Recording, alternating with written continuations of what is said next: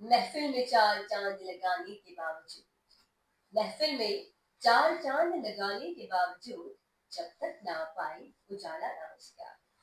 जिब्राइट्स आप सभी का इस्तकबाल करते हैं, खैर मकदम करते हैं शान जयपुर के इस पेज पर, जिसको शुरू करने का मकसद ये था, एडवोकेट समीर खान का ये मकसद था कि इस पेज के जरिए जयपुर की जो खूबियां हैं उनको करीब से दिखाया जाए। जयपुर की चीजें, जयपुर की खूबसूरती, बहुत सारी चीजें जयपुर की ऐसी हैं कि जो लोग देखना पसंद करते हैं और दूर दूर से आते हैं। तो इसी कड़ी के अंदर हमने आज से ये शुरू किया है कि क्यों ना जयपुर की ऐसी ही शख्सियत, ऐसे लोगों से हम आपको रूबरू करवाएं, ऐसी मुलाकात करवाएं जिन्होंने आवाम के लिए, जिन्होंने जयपुर के लिए बेहतरीन काम किए हैं, लोगों की जिंदगी आसान की है, लोगों के लिए काम किया है, बेहतरी के लिए काम किया है, या अपनी अपनी फील्ड में बेहतरीन काम कर रहे हैं और अपने कामों के जरिए माशरे में रोशनी फैला रहे हैं। तो इसी कड़ी में आज हम इस्तेमाल करेंगे, खैर मकदम करेंगे जयपुर शहर के विधायक, बिजनेसमैन रफीक खान साहब का। उनके लिए कहूंगी कि हर गली अच्छी लगी, हर एक शहर, हर गली अच्छी लगी, हर एक घर अच्छा लगा, हर गली अच्छी लगी, हर एक घर अच्छा लगा, वो जो आया शहर में तो शहर पर अच्छा लगा। कुछ लोगों की शख्सियत ऐसी होती है जो इंसानी तौर पर, जो अखलाकी तौर पर बेहतरीन काम कर रहे हैं और जो हक की आवाज को बुलंद करते हैं जब जब जरूरत होती है। तो रफीक खान को हम करीब से जानेंगे, पहचानेंगे, एक विधायक के तौर पर तो हम जानते हैं। तो आपका बेहद इस्तकबाल है हमारे इस चैनल पर, शान जयपुर पर। नमस्कार। तो हमारा आपसे सवाल ये है कि आप जैसे बिजनेस में थे, तो आपका क्या बैकग्राउंड रहा और क्यों आपने सोचा कि क्यों पॉलिटिशियंस में आना चाहिए, पॉलिटिक्स में आना चाहिए राजनीतिक करियर में, और किस बात को लेकर आपके अंदर ये था कि राजनीति में आनी है, क्योंकि आपका बिजनेस बहुत अच्छा चल रहा था, सब चीजें अच्छी थी। देखिए, ऐसा है, मैं पॉलिटिक्स में कोई ऐसा एमएलए इलेक्शन लड़ा तभी आया, ऐसा नहीं है। मैं 84 में यूथ कांग्रेस में था जी। और केसी बिश्नोई यूथ कांग्रेस के प्रेसिडेंट थे और अयूब खान है, यहाँ जालूपुरा में रहते हैं। उन्होंने, वो कार्यकारी वर्किंग प्रेसिडेंट थे, उन्होंने मेरे को जयपुर में पहली बार ऑर्गेनाइजिंग सेक्रेटरी लगाया, संगठन महामंत्री लगाया जी। और तभी से मैं एक्टिव हूँ। लेकिन बीच के कुछ सालों में मैं अपने बिजनेस में ज्यादा एक्टिव था और पार्टी में इलेक्शन के दरमियान और इलेक्टोरल पॉलिटिक्स में साथ रहता था। जी। बीच में इलेक्शन के अलावा टाइम में मैं अपना काम, बिजनेस पे ध्यान देता था, इसमें कोई दो राय नहीं। जी। फिर 2013 से मैं बहुत, 8 से कह सकता हूँ, 8 से मैं ज्यादा हम्म। सक्रिय हुआ और मुझे लगा कि भी मुझे भी इलेक्शन लड़ना चाहिए। जिस तरह के हालात थे और जिस तरह कूटनीति से बीजेपी इलेक्शन लड़ रही थी जयपुर शहर में, तो मैंने डिसाइड किया कि भी मेरे को भी राजनीति सक्रिय में। पार्टी पॉलिटिक्स में आना चाहिए। और फिर 2018 में पार्टी ने मुझे टिकट दी और उसके बाद का बड़ा सफर आपके शानदार। सामने है ही। 18 में जब टिकट दी तो ये माना गया कि बीजेपी स्टेट प्रेसिडेंट है, इनके जी। सामने टिकट दे रहे हैं, हम्म। तो टिकट तो दे दी, लेकिन सबका ये मानना था कि टिकट वीक है, कम कैंडिडेट हमारा वीक है। हम्म। तो लेकिन तब मालिक ने आपको कोई कामयाबी दी, जानता नहीं था मालिक ने वहां पर कामयाबी दी पॉलिटिक्स और में। जी। सारे कांग्रेस के कार्यकर्ताओं ने और तमाम लोगों ने दिल भर करके मेरे को वोट भी दिए और हम्म। सभी मेरे साथियों ने, हमारे बिजनेस ऑर्गेनाइजेशन के साथियों ने, सभी लोगों ने मिलजुल के साथ दिया। सबके सहयोग से आप यहाँ पर आए, जी तो जी। आवाम के, बिजनेसमैन, सभी के सहयोग से आप आए, तो आपने अपने एरिया में आपके आने के बाद में क्या बदलाव किए? हालांकि कहते हैं कि पॉलिटिशियंस सिर्फ वादे करते हैं, वादे के सत्ता में आने के लिए कई चीजें कह देते हैं, लेकिन उसको मुकम्मल तौर पर पूरा करने के बारे में जब बात आती है तो देखा जाता है कि वो, उनके जो वादे होते हैं वो फिर पूरे नहीं होते हैं कभी। तो आपने अपने आदर्श नगर एरिया में क्या खास तौर पर किया है? क्या है कि जब से मैं विधायक बना जी। और तो मेरे से किसी पत्रकार ने पूछा कि अब आप चुन लिए गए हो, जी। एमएलए बन गए हो, सरकार भी आपकी आ गई है, 3 ऐसे काम बताओ। किसी न्यूज चैनल ने कहा था, आप देखोगे तो ढूंढो कहीं ना कहीं मिल जाएगा, किसी टीवी एंकर ने पूछा जैसे आप पूछ जी। रहे हैं कि 3 काम बताओ जो आप प्रमुखता से करना चाहोगे। तो मेरा जवाब था डेवलपमेंट, डेवलपमेंट और डेवलपमेंट। ये 2018 दिसंबर में मैं जीत के बाद में जब पहली बार मीडिया से मुखातिब हुआ, तो मेरा ये मैं कुछ सोच के नहीं गया था, मेरे को अंदाजा नहीं था कि ये शब्द पूछेंगे, लेकिन जो मेरे जहन में था, जिसको लेकर के मैं राजनीति में आया, जो मैंने सोचा कि भी क्या काम कैसे हो सकता है। अब डेवलपमेंट है तो एक वर्ड, लेकिन डेवलपमेंट का बहुत बड़ा क्राइटेरिया है। डेवलपमेंट की बहुत अलग अलग जगह अलग अलग प्रायोरिटीज है। जी। अब जैसे हमारे डेवलपमेंट महाराष्ट्र में कच्ची एजुकेशन। बस्ती, जी। कच्ची बस्ती के लिए डेवलपमेंट अलग है, हम्म। अंडर डेवलपिंग एरिया के लिए डेवलपमेंट का क्राइटेरिया अलग है, जी। और जो डेवलप्ड एरिया है वहां भी क्या डेवलपमेंट हो सकता है वो क्राइटेरिया अलग है। जी। इन सब बातों को मैंने गहनता से समझा और उसमें स्टडी की, हम्म। उसको कैसे कर सकते हैं। कच्ची बस्ती वाले को क्या चाहिए, जो आदमी स्लम्स में रह रहा है उसको रेगुलर एम्प्लॉयमेंट चाहिए, जी। उसको राशन चाहिए, हम्म। उसको बिजली पानी चाहिए, तमाम ऐसी चीजें जो आदमी की बेसिक नीड से जुड़ी हुई है, जी। वो उसको चाहिए। उसके बाद उसको सारा काम चाहिए, उसको घर भी चाहिए, उसको अब उसको अ, बाकी जो सारी सुविधाएं हैं वो भी चाहिए। अब जैसे अंडर डेवलपमेंट की बात करें, उसको सड़क चाहिए, सीवरेज चाहिए, सीवरेज सैनिटेशन चाहिए, जी। उसको एजुकेशन इंस्टीट्यूशंस चाहिए, उसको हॉस्पिटल्स चाहिए। ये सब जब कच्ची बस्ती और अंडर डेवलपमेंट और डेवलप्ड एरिया की बात करते हो, अब हॉस्पिटल है वो हर आदमी को चाहिए, एजुकेशन है वो हर आदमी को चाहिए। तो क्या आपने किसी को हाई किया ये हाई प्लान एरिया में, बनाए? मैं इंडिपेंडेंस से लेकर के और 2018 तक आदर्श नगर विधानसभा क्षेत्र में सिर्फ 8 सेंटर ऐसे थे जो जिनमें इलाज होता था और 1200-1500 पेशेंट रोज देखे जाते थे। मैंने उनकी संख्या 17 तक पहुंचा दी 5 साल में। कितने तक पहुंचा दी?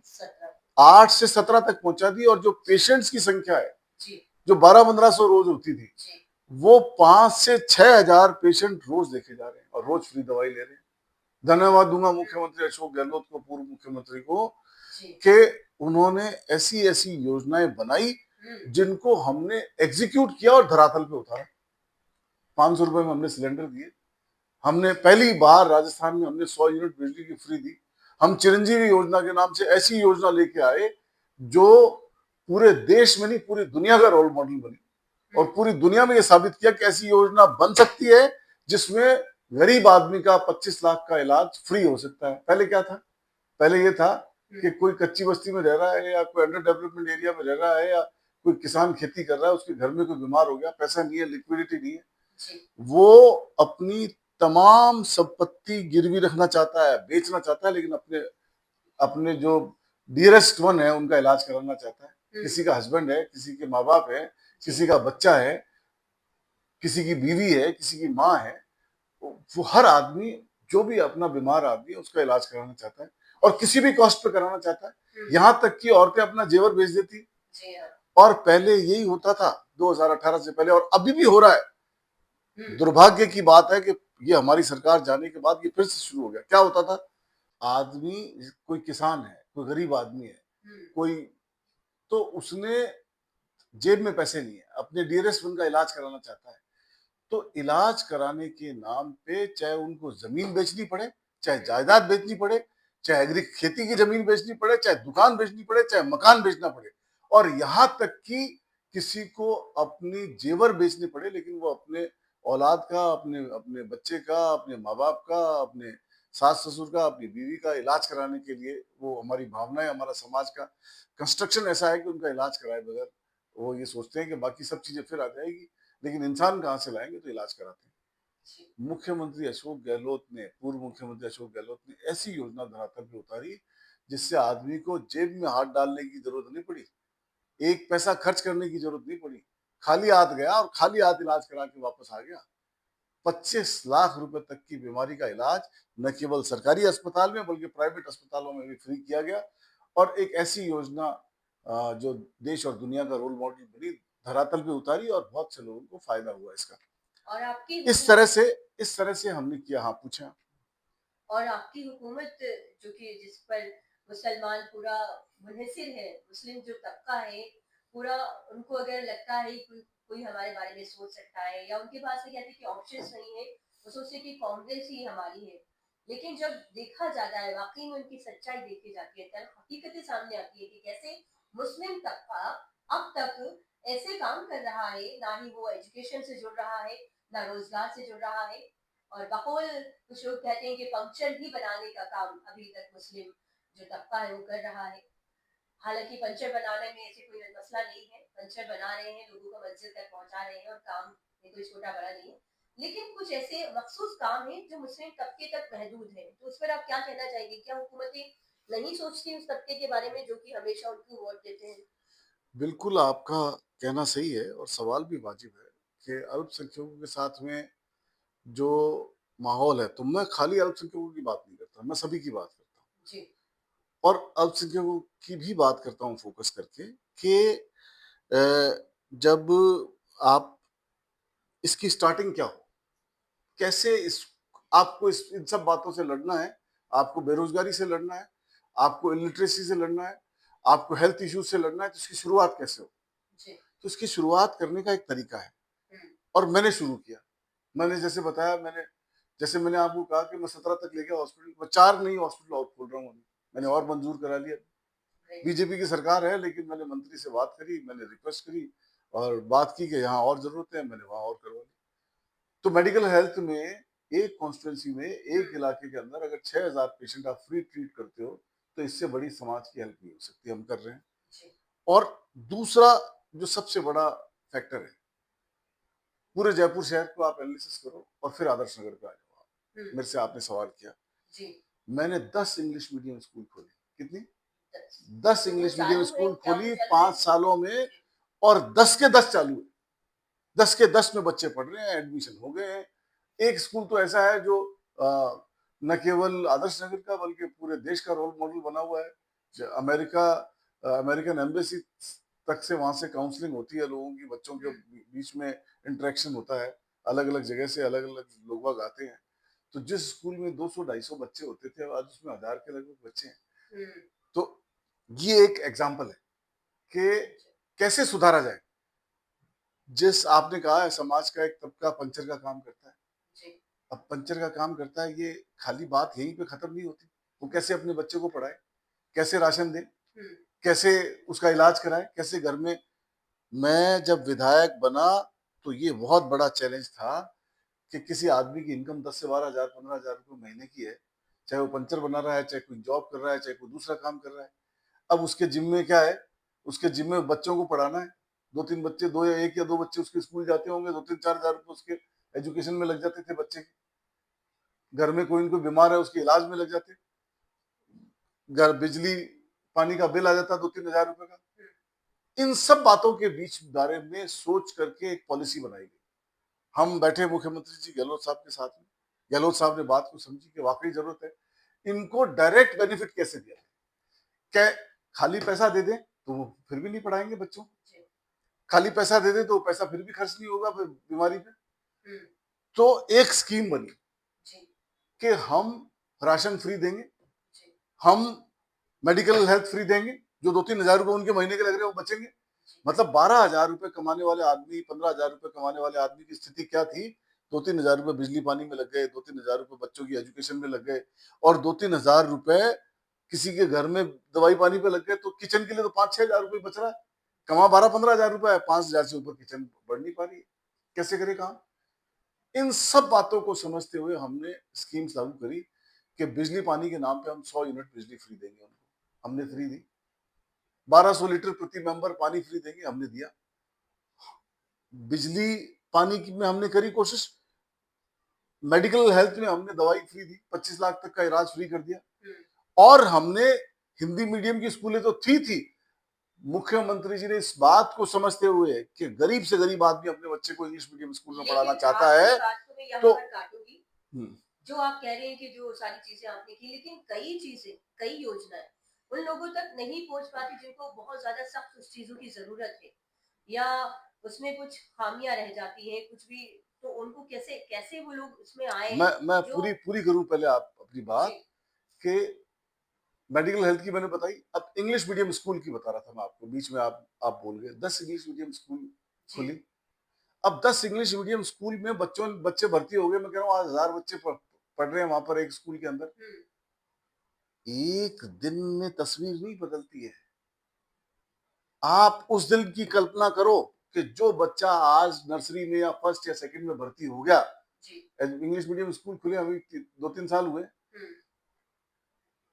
आप 10 साल बाद की बात करता हूं, जब 10th पास करके एक गरीब का बच्चा, रिक्शे वाले का बच्चा 10th या 12th करके जब बाहर निकलेगा और जिसके यहाँ जो उसके फादर जॉब करते हैं, उसके सेठ के बच्चे के सामने बराबर अंग्रेजी में बात करेगा और किसी क्विज कॉन्टेस्ट में या किसी कंपटीशन में उस करोड़पति आदमी के बच्चे के साथ बराबर कॉन्टेस्ट करके आएगा, उस दिन की कल्पना करो आप। तो वो पढ़ाई लिखाई का रिजल्ट एक दिन में नहीं आता है, लेकिन जब आदमी पढ़ लिख करके काबिल बन जाता है तो उसकी काम करने की फील्ड बढ़ जाती है, उसका दायरा बढ़ जाता है। उसको जरूरत नहीं कि वो उसी तरह से लेबर का ही काम करे। बहुत सी जगह हैं, आजकल कॉल सेंटर है, बहुत सारी ऐसी जगह हैं जहां आप अगर पढ़े लिखे हो और आपने 12th पास कर रखी है, आपने ग्रेजुएशन कर रखी है, तो आपको नौकरियां मिल जाती है जल्दी से, आपको स्पेस मिल जाता है काम करने का, आपको अपने आप को साबित करने का समय मिल जाता है। अब उस आदमी से आप बात करते आज से 5 साल 6 साल पहले, जो 12-15 हजार रुपए कमाता है, वो सोच नहीं सकता था कि मैं मेरे बच्चे को ग्रेजुएशन तक फ्री पढ़ा दूंगा या 12th तक फ्री पढ़ा दूंगा अंग्रेजी मीडियम स्कूल में। वो उसको उसको 10-15 लाख रुपए की सेविंग चाहिए तब पढ़ा सकता है वो उसको 12th तक, आज फ्री पढ़ा सकता है। तो ये ऐसा एटमॉस्फेयर हमने बनाया। मुझे आज आज अखबार की न्यूज है, मुझे अफसोस के साथ कहना पड़ रहा है कि न्यूज में कह रहे हैं कि भी बहुत सारे इंग्लिश मीडियम स्कूल बंद करने जा रही है बीजेपी। तो बीजेपी का तंग नजरिया है। हमने खुल करके आवाम के लिए काम किया, हमें हमें इसका फायदा नहीं मिला, नहीं मिला, हमारी सरकार रिपीट हुई नहीं हुई, लेकिन हमने जनता के मुद्दों में कॉम्प्रोमाइज नहीं किया और उनको लागू करने की कोशिश की। और नतीजा ये है कि आज हर आदमी कांग्रेस सरकार के किए गए कामों को मिस कर रहे हैं और न केवल किया बल्कि करेंगे, लागू करेंगे, और ये अगर बंद करने की कोशिश करेंगे तो बंद भी नहीं होने देंगे। और आखिरी मेरा सवाल ये कि आप जैसे मजहबी राजनीति आजकल बहुत ज्यादा चलन में है, जो कि हमारे मुल्क की तो ये हमेशा से ये मिसाल रही है कि सारी जहां से अच्छा हिंदू से था हमारा, और हर मजहब के लोग यहाँ पर मिलजुल कर रहा करते थे और रहते हैं। तो आप किस तरह से आप देखते हैं कि किस तरह से इस चीज का फायदा उठाया जाता है और माहौल खराब किया जाता है उन चीजों कुछ ऐसी पॉलिटिकल पार्टियां हैं जी जो सिर्फ सिर्फ पॉलिटिक्स ही, राजनीति सिर्फ हिंदू मुसलमान पे और जाति और धर्म पे करना चाहती है। मैं विधानसभा में बोल रहा था, जी मेरे प्रति भी बहुत कटाक्ष किए गए, बहुत तरीके की बातें बोली, लेकिन मैं राहुल गांधी की टीम का आदमी हूँ और मैंने जवाब दिया कि उनकी अहले सियासत वो जाने, हमारा पैगाम तो मोहब्बत है, जहां तक पहुंचे। तो हम उस लीडर को फॉलो करते हैं जो पूरे देश में कश्मीर से लेके कन्याकुमारी तक मोहब्बत बांट के आया है और मोहब्बत की बात करता है, सेकुलरिज्म की बात करता है और पूरे देश और दुनिया को साथ लेके चलने की बात करता है। वो जातिवाद की बात नहीं करता है, लेकिन वो तमाम जातियों को सपोर्ट करने की बात करता है, उनको प्रमोट करने की बात करता है, वो शोषित वर्ग की बात करता है, वो कमजोर वर्ग की बात करता है, और वो ये चाहता है कि पूरे देश में आम आदमी को, शोषित को, कमजोर को, पीड़ित को, दलित को राहत मिले और उनको अपना स्थान मिले, उनको अपना अधिकार मिले। कैसे संविधान की रक्षा हो, कैसे संविधान बचे, इन सब बातों के लिए हमारा देश का नेता राहुल गांधी लड़ रहा है। हम उसकी टीम के सिपाही हैं, हम उनके साथ कंधे से कंधा मिला के लड़ रहे हैं और उम्मीद कर रहे हैं कि वो समय आएगा जब इन सब बातों को हम पूरा कर पाएंगे। राजनीतिक दलों की तो विचारधारा और ये होती है कि मतलब अलग करो राज करो, उसी का मतलब आप कहते हैं कि कश्मीर में अभी जो हुआ कितना वेरी सैड, शर्मनाक वो वेरी था, सैड, वेरी सैड, जिसमें मजहब के नाम पर आप पूछ रहे वेरी हैं कि सैड। क्या नाम है और गोलियां मार रहे हैं, उसके बारे में आप क्या कहना चाहते हैं? मैंने कल शाम से लेके और अब तक बहुत सारे लोगों से कश्मीर में बात की। मैं मेरी चुनाव के दरमियान वहां ड्यूटी भी थी, मुझे पार्टी ने वहां लगाया था, तो मैंने ये देखा वहां कि लोगों में कोई किसी तरह की दुर्भावना नहीं है। लोग वोट भी डालना चाह रहे हैं, लोग अमन भी चाह रहे हैं, लोग व्यापार भी करना चाह रहे हैं, इसमें लोग क्या इस तरह के क्या माहौल से सच्चाई ऊब गए हैं। अभी तक आता और पसंद नहीं और आ रहा। और जब कल बात करी मैंने लोगों से तो लोग रो रहे थे और इस तरह की बात कर रहे थे कि हमारे लिए एक ये बहुत बड़ा धब्बा है, हमारे कश्मीर पे धब्बा लग गया और हम जो अमन चैन चाह रहे हैं, हम किसी तरह का कोई डिस्क्रिमिनेशन नहीं चाह रहे हैं। और ऐसे माहौल में अगर यहाँ टेररिस्ट अटैक होता है, मिलिटेंट्स अटैक करते हैं, तो इससे बड़ी शर्मनाक बात नहीं हो सकती है, इससे बड़ा कायरतापूर्ण हमला नहीं हो सकता। मैं इसकी कड़े शब्दों में, कठोर शब्दों में निंदा करता हूँ और ये मैसेज देना चाहता हूँ कि ऐसे लोगों की हमारे समाज में कोई जगह नहीं है जो इस तरह की हरकत करते हैं। जिस तरह से अटैक किया गया और ऐसे इनोसेंट लोगों को मार दिया गया जिनका कोई निहत्थे दोष नहीं थे। है, जो जो कश्मीर की हवा को साथ देने के लिए कश्मीर में गए हुए थे और ऐसा बढ़िया माहौल था वहाँ। ऐसे माहौल को एक बिल्कुल शोकमय माहौल में बदल दिया। हम इसकी कठोर निंदा करते हैं, मिलिटेंट्स पे कार्रवाई की मांग करते हैं और सरकार से कहते हैं कि कड़े से कड़ा कदम उठाए और क्या सिक्योरिटी लैप्सेस रहे उनकी भी जांच हो और उन पे भी ये कार्रवाई हो कि इतना बड़ा हादसा ऐसे कैसे पॉसिबल हुआ जब लाखों की संख्या में हमारे जवान वहां तैनात हैं। तो सब बातों को ध्यान में रख के हमें देश की सिक्योरिटी के लिए हमें चिंता करनी चाहिए और जो जिन भी लोगों ने ये हमला किया उनके खिलाफ सख्त से सख्त कार्रवाई। जी, बहुत बहुत शुक्रिया आपका रफीक खान साहब, हमसे जुड़ने के लिए, हमसे बात करने के लिए।